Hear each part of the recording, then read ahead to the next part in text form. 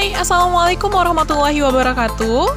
Perkenalkan, nama saya Bengi Pratiwi. Saya merupakan mahasiswi jurusan Ilmu Kelautan Universitas Malikus Saleh.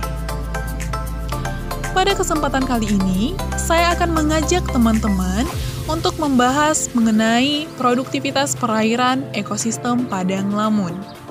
Sebelum kita mengkaji lebih dalam, alangkah baiknya kita untuk mengetahui terlebih dahulu apa sih itu produktivitas.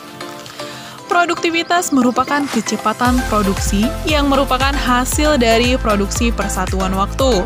Atau dalam arti kata lain, produktivitas perairan adalah laju produksi suatu makhluk hidup dalam ekosistem perairan.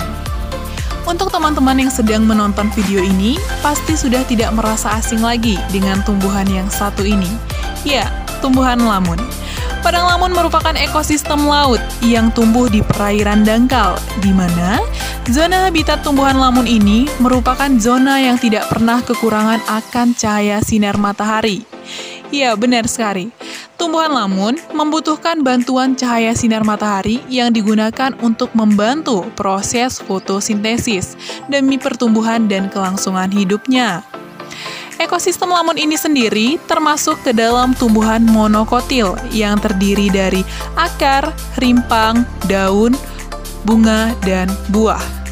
Lamun memiliki beragam manfaat, tidak hanya dari segi ekologi, namun juga dari segi ekonomis. Tumbuhan lamun ini sendiri merupakan makanan utama dari mamalia laut, yaitu dugong, atau biasa disebut dengan duyung laut.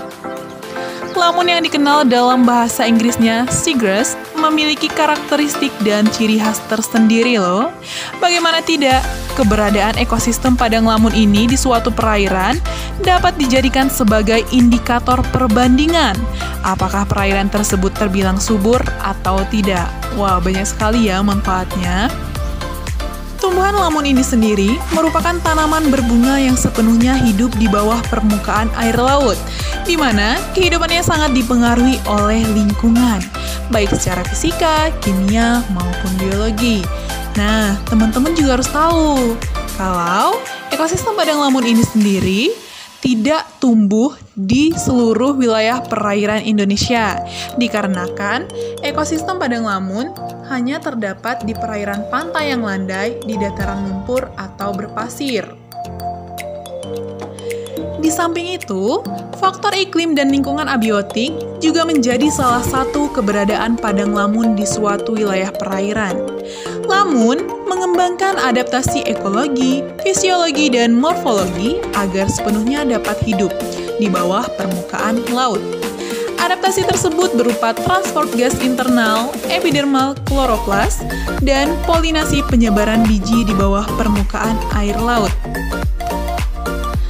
Lamun juga merupakan salah satu ekosistem laut yang sangat penting loh.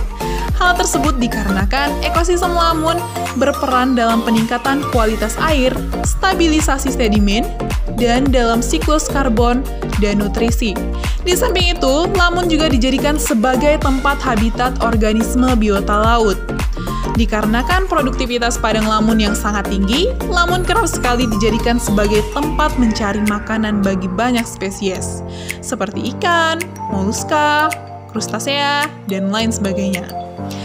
Padang lamun juga dijadikan sebagai tempat pemijahan, tempat asuhan, dan berlindung bagi berbagai jenis ekosistem pesisir. Serta, ekosistem lamun juga dapat menopang arus gelombang perairan laut yang menahan agar tidak terjadinya abrasi pantai. Padang lamun juga merupakan ekosistem laut yang paling produktif setelah terumbu karang dan tumbuhan mangrove. Nah, teman-teman pasti udah tahu nih jawabannya apa. Hal tersebut dikarenakan ekosistem padang lamun memiliki keanekaragaman hayati yang relatif tinggi. Tahukah kamu, tumbuhan lamun memiliki produktivitas dan kecepatan tumbuh yang relatif tinggi loh. Nah, nilai produksi mampu mencapai antara 500 sampai 1000 gram karbon per meter persegi per tahun, yang merupakan tipe area dengan produktivitas tinggi. Bahkan, dapat lebih dari 2 kali lipat. Daun lamun menyumbangkan sejumlah besar organisme epifit. Hal ini bahkan sering biomasa epifit sama dengan biomasa merusak daun lamun loh sobat. Ada beberapa dari organisme perairan laut langsung memakan daun lamun, namun ada pula yang langsung memakan material epifit.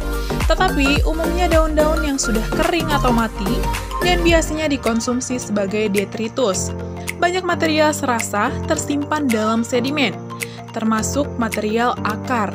Nah, fungsinya untuk memelihara aktivitas siklus sulfur.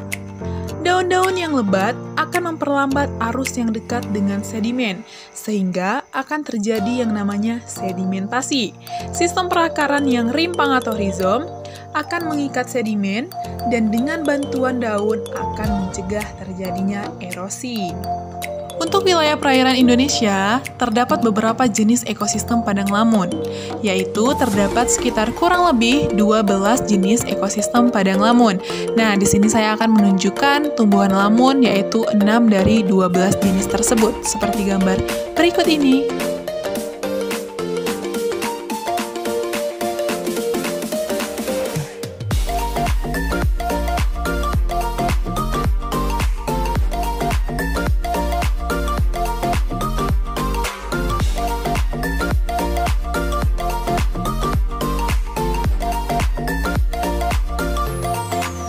Baiklah, itu tadi merupakan pembahasan singkat mengenai produktivitas perairan ekosistem padang lamun.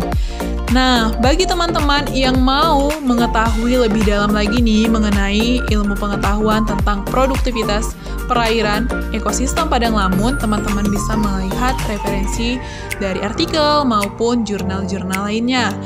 Nah, sekian video dari saya. Apabila terdapat kata-kata yang salah, saya mohon dimaafkan. Saya akhiri. Assalamualaikum warahmatullahi wabarakatuh.